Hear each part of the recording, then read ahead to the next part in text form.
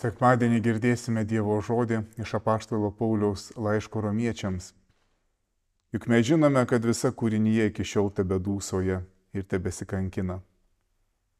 Apaštalas Paulius sako, mat kūrinyje buvo pajungta tuštybė ne savo noru, bet pavergėjo valia. Mes matome ir žinome, kad dūsaujame ne tik mes. Visa kūrinyje kenčia. Kaip Donelaitis rašo, rudens bjaurybėje numirė verkdams. Visa kūrinyje vaitoja. Dėl to, kad su žmogumi, per žmogų, nuodėmė įėjo į pasaulį ir mirti turi kiekvienas. Matome, miršta gamtoje visa, kas gyva. Liūdniau, kai miršta mūsų mylimi naminiai gyvūnėliai. Žmonės su jais liūdėdami atsisveikina. Visa yra paliesta mirties ir suirimo. Tačiau tame dūsavime, kančioje apaštalas Paulius sako, tuo tarpu mes esame išgelbėti viltimi.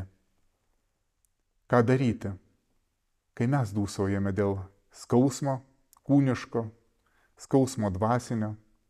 Pirmiausia, prisiminti, kad nėra tokio skausmo ir tokios kančios, kurioje drauge su mumis nekentėtų pats mūsų viešpats Jėzus Kristus.